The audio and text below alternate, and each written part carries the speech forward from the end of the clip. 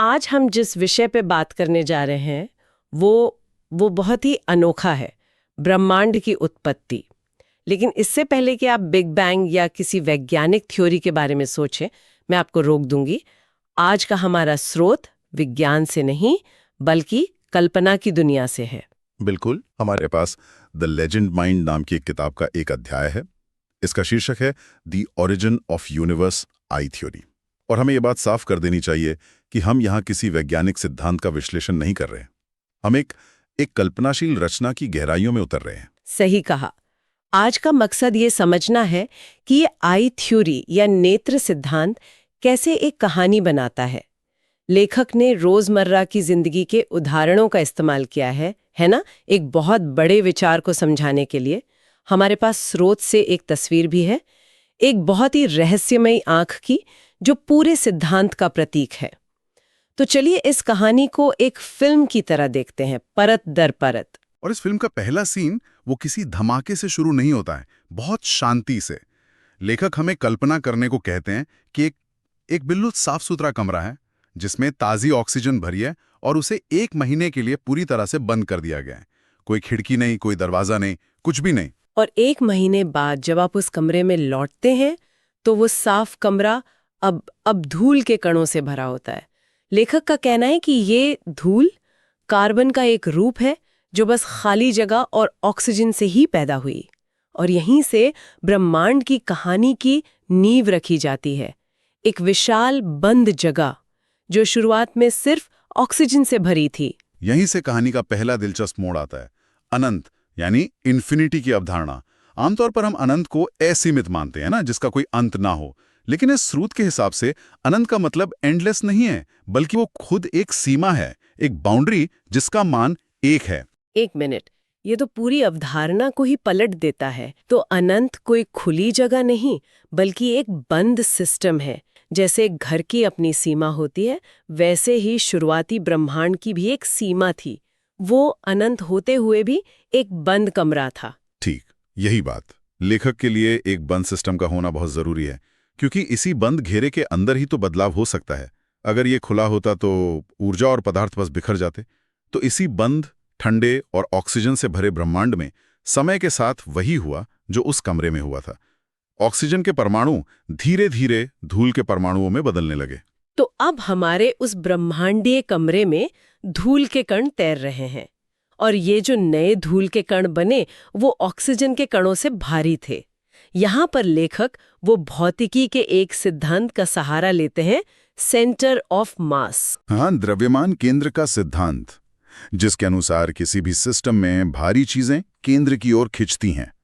तो इस विशाल ब्रह्मांडीय कमरे में अरबों खरबों सालों तक ये सारे भारी धूल के कण वो ब्रह्मांड के बिल्कुल केंद्र की ओर आकर्षित होने लगे और वहां इकट्ठा होना शुरू हो गए।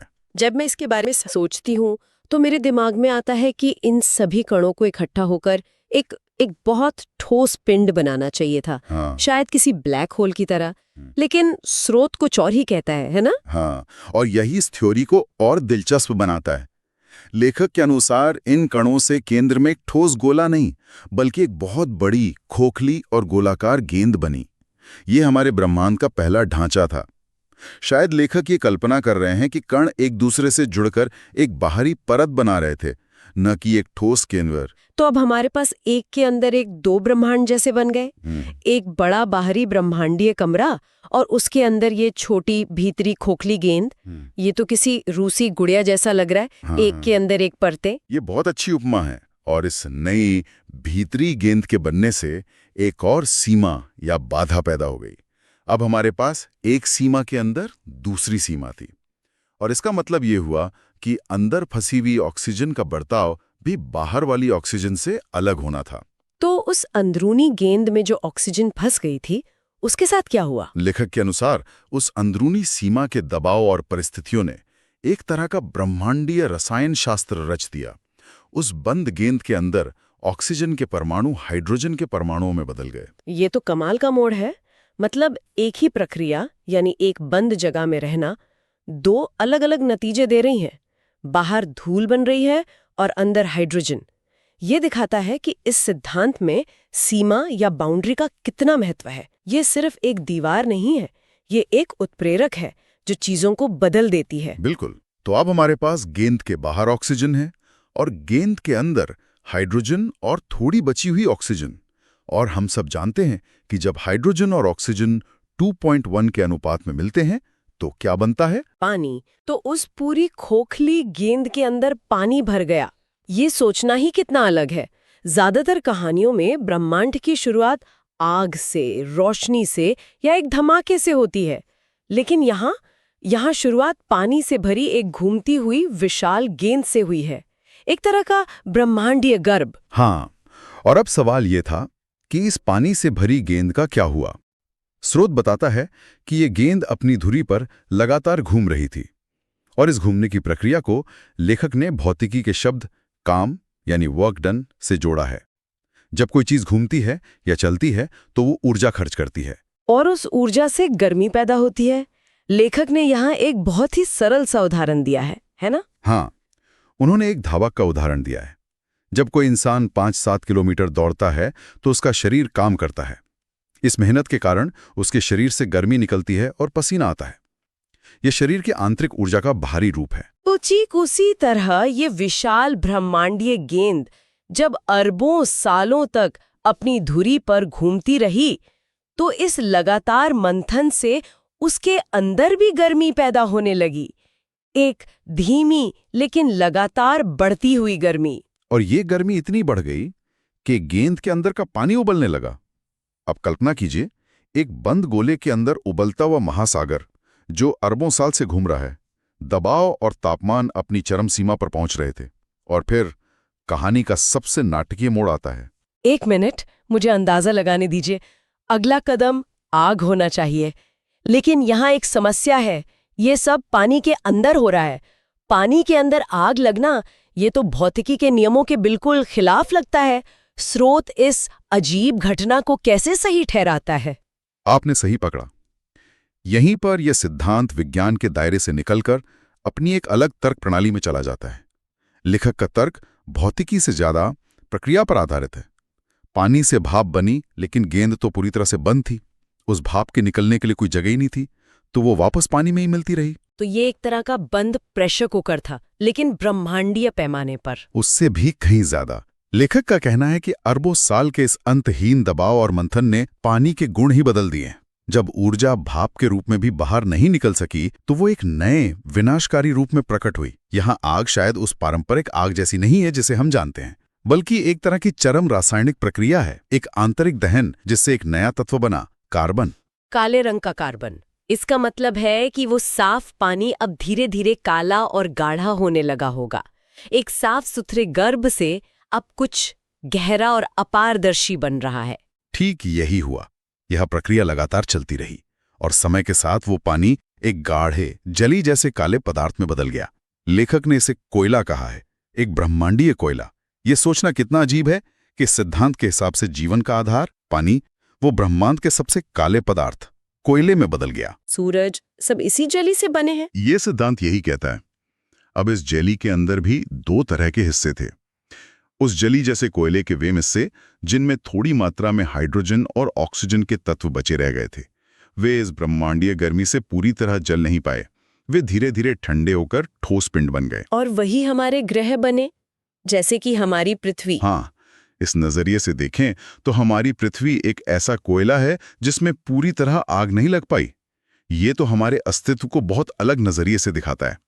यह हमें कीमती नहीं बल्कि बचा हुआ महसूस कराता है। हम वो हिस्सा हैं जो ब्रह्मांडीय आग से बच गया। ये एक बहुत ही विनम्र कर देने वाला विचार है। तो अगर हम अजले कोयले हैं तो फिर सूरज और बाकी तारों का क्या हुआ? वो तो आग के गोले हैं। वे उस जेली के दूसरे हिस्से थे। जो हिस्से पूरी तरह से कार्बन में बदल चुके थे, वे लगातार गर्मी और दबाव के कारण ठोस महाकोयले में बदल गए, अरबों की संख्या में। और फिर ये विशाल ठोस पिंड उस बंद गेंद के अंदर एक दूसरे से टकराने लगे, जैसे एक विशालकाय थैले में कंचे टकरा रहे हों। मैं कल्पना कर सकती हूँ, 2 विशाल कोयले के पहाड़ों की टक्कर। उन टक्करों से तो भयंकर चिंगारियां और आग पैदा हुई होगी। और इसी तरह हमारे सूरज और अनगिनत तारों का जन्म हुआ। उन टक्करों से भयंकर आग पैदा हुई। अब वो पूरी खोखली गेंद आग के गोलों, गर्म गैसों और हाइड्रोजन, हीलियम, कार्बन जैसे कई तत्वों से भर गई। एक विशाल ब्रह्मांडीय भट्टी जो अपनी ही बनाई हुई गेंद के अंदर जल रही थी। तो अब पूरी तस्वीर को एक साथ जोड़ते हैं। एक विशाल बंद कमरे से शुरुआत हुई, ऑक्सीजन से धूल बनी, फिर धूल से एक खोखली गेंद बनी। उस गेंद में पानी भरा जो घूम घूम कर गर्म हुआ और कोयले जैसी जली में बदल गया, और फिर उसी जली के कुछ हिस्सों से ग्रह बने और बाकी हिस्सों के टकराने से तारे बने। तो इस सब का अंतिम आकार कैसा दिखता है? अगर हम इस पूरी रचना को बाहर से देखें, जैसा कि स्रोत बताता है, तो हमें एक अंतहीन सफेद बाहरी अंतरिक्ष दिखाई देगा, और उस सफेद अंतरिक्ष के बीच में रखी एक काली गेंद। एक काली गेंद एक सफेद बैकग्राउंड पर। अरे, ये तो बिल्कुल एक इंसानी आंख की तरह है। आंख का सफेद हिस्सा और बीच की काली पुतली। ठीक यही इस सिद्धांत का सार है, आई थ्योरी। आंख का सफेद हिस्सा वो बाहरी ब्रह्मांड है, और बीच की काली पुतली या आइरिस वो गेंद है जिसके अंदर हमारी अरबों आकाश गंगाएं, सौर मंडल, तारे और ग्रह सब मौजूद हैं। हम सब उस काली पुतली के अंदर रहते हैं। और इसीलिए हमें आसमान काला दिखाई देता है, क्योंकि हम उस काली गेंद के अंदर से बाहर देख रहे हैं। यह एक बहुत ही सरल और साथ ही साथ दिमाग को झकझोर देने वाली कल्पना है। इसने ब्रह्मांड के सबसे बड़े सवालों में से एक का जवाब अपनी ही कहानी के तर्क से दे दिया। इस सिद्धांत की असली ताकत इसकी वैज्ञानिक सटीकता में नहीं है, बल्कि इसकी रूपक शक्ति में है। लेखक ने ब्रह्मांड जैसी अकल्पनीय, विशाल और ठंडी चीज को एक मानवीय जैविक छवि, एक आंख में बदल दिया है। आंख चेतना का प्रतीक है, बोध का, जीवन का। यह हमें यह महसूस कराने का एक तरीका है कि हम किसी ठंडी, बेतरतीब जगह में नहीं, बल्कि एक जीवंत रचना का हिस्सा हैं। तो ये थी ब्रह्मांड की उत्पत्ति की आई थ्योरी। एक बंद कमरे में धूल बनने से लेकर एक विशाल आंख के आकार वाले ब्रह्मांड तक का सफर। वाकई ये विज्ञान से ज्यादा एक कविता जैसा लगता है। बिल्कुल। और आकर्षक बात यह है कि कैसे रोजमर्रा के उदाहरणों का उपयोग किया गया है। धूल भरा कमरा, दौड़ते हुए इंसान का पसीना या एक प्रेशर कुकर, इतने बड़े ब्रह्मांडीय पैमाने की घटनाओं को समझाने के लिए ये कल्पना को जमीन पर लाने का एक प्रयास है, ताकि कोई भी इसे समझ सके। और जैसा कि स्रोत में बताया गया है, ये कहानी यहीं खत्म नहीं होती है। ये तो सिर्फ एक ब्रह्मांड यानी एक आंख की कहानी है। हाँ, लेखक कहानी को और भी बड़े पैमाने पर ले जाते हैं। वो बताते हैं कि ऐसा एक नहीं, बल्कि 3024 समानांतर ब्रह्मांड मौजूद हैं, और ये सभी ब्रह्मांड एक सर्वोच्च गुरु की 108 मोतियों वाली माला में पिरोए हुए हैं। हर मोती शायद एक ब्रह्मांड का समूह हो सकता है। 3024 ब्रह्मांड एक माला में पिरोए हुए हैं। ये तो कल्पना को और भी आगे ले जाता है। तो जाते जाते एक विचार सोचने के लिए छोड़ जाते हैं। अगर हमारा एक ब्रह्मांड एक आंख जैसा है जो चेतना का प्रतीक है, तो क्या ये सभी 3024 ब्रह्मांड किसी विशाल ब्रह्मांडीय माला के मोती हैं? और अगर ऐसा है, तो उस माला को किसने धारण किया हुआ है और वो किसे देख रहा है?